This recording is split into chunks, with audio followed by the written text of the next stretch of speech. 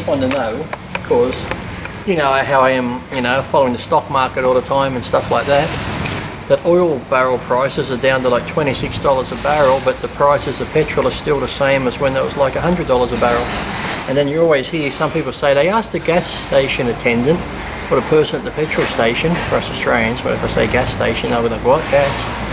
And they say, oh, it's because we've still got the old fuel in the tanks. We haven't ordered the new stuff yet at the cheaper prices, which is bullshit. So yeah, the stuff from it's funny because when they buy the cheaper stuff, right, and it's in the tanks and petrol barrels go up, they put the fucking price up the next day with the cheap stuff still in the tanks. So yeah, but where the petrol commissioner guy, he gets like a couple $100,000 a year. He doesn't do shit. The AAAC, whatever that is, who is it? The AAAC, whoever. ACCC. Yeah, they're meant to fucking monitor this shit. They don't do shit. It's like the petrol people must have them in their back pocket. Well, so really by now, petrol prices should all be down in like the 90-cent range with the way the oil prices are a barrel. So there's a couple of surveys out west that are under $1. Are they?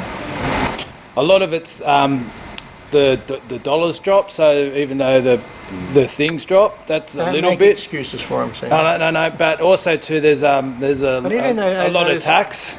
Oh, it's mostly tax. Yeah, but even notice with the petrol station, like I filled up at a Puma coming down here. You know, the nice stations. And it was... What one? Puma. Never heard of it. Yeah. They're nice and clean and that thing. Indians own them too. Yeah, but this one I filled up, it was $1.31.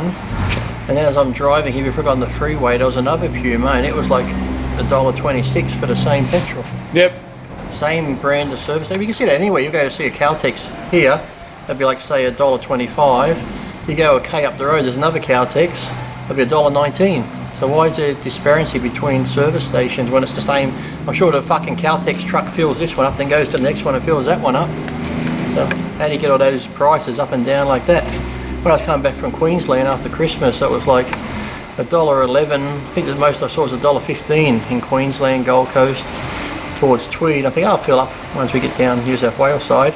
Bam! $1.28. Yeah, that's tax. Like shit.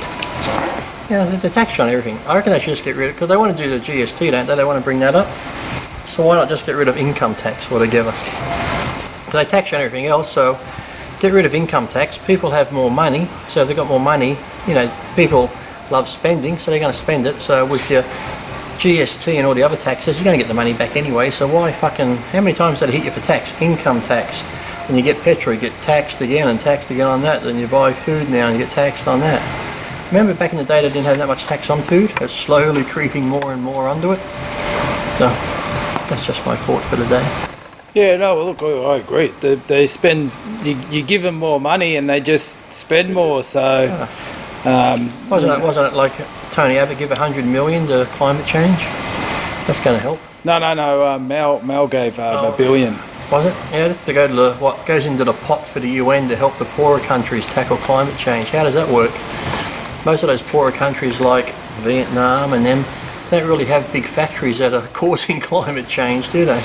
No, I think the $1 billion was for the islands that are actually, I think they said 80% were growing in size, but... what about there's the thing, I was watching a show the other day about this guy on Discovery Channel. He was retracing the story of, you know, Jason and the Argonauts and the Golden Fleece. Yep. Where he went across the country and that. And when he got to the other side where they went back into the Caspian Sea, that city around the Caspian Sea where there's lots of fucking oil refineries and shit like that, really rich, it's like 90 feet below sea level. So if all this fucking sea level rising and shit like that, shouldn't that place be almost underwater by now?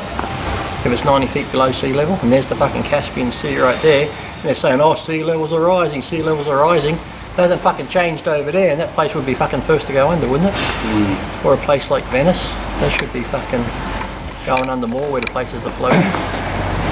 Well, you're getting into areas where you're not allowed to you're not allowed to have an opinion. Oh, thinking too much. Oh, sorry.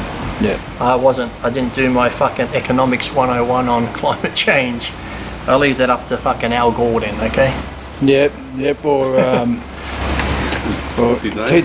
Tim Flannery, who made these predictions that we'd be all our dams would be empty by now. Build a $2 billion desalination plant. That doesn't even fucking work, does it? It's just sitting there. It hasn't been used. I heard that, was it last year they had a thing on TV about it saying that it costs $1 million or so million or so dollars a day just for the upkeep, and it's not even being used. I just don't know why they just don't start pumping water into the fucking outback. You can do tons of stuff. You see Lake Eyre lately, how fucking full it is? Here's another thing too, being in Australia, why isn't every home now, because of the climate we have here, every home should be built by law with a fucking rainwater tank and solar panels? Does that make sense? It does make sense. That's Well, why they don't do it. no, years ago, you by law you weren't allowed to have rainwater tanks Why is that? because you wouldn't use their water. That's the same with solar panels, isn't it? No, true. Yeah. I think they had to when the droughts and that were bad. They had to change the laws that you could have a rainwater tank. Well, I said every home to this day now should be built with one. So even people just use it for water in the garden or wash the car or shit like that. No. Well, all the new places now in the new developments, they're using recycled water. That's nice. Yeah, they just need rainwater tanks and solar panels. Every home to this day that's built from this day on should have fucking solar panels. But then I guess electricity companies will be like, oh fuck, we're going to lose tons of money. Because they're adding a new surplus charge on there of what? Supply charge. Oh, look, with solar, they reckon, 5-10 years' time, like the panels we've got now are garbage. They've probably already got them, but they don't want to release them. The new ones. Yeah, you'll be able to paint your roof or whatever with it. Oh, but every house today should have them, because that way it'd save a lot of money. Everyone's saying, oh, save electricity on hot days. They have blackouts somewhere because everyone's got their fucking air conditioners on. But, every home should have solar panels.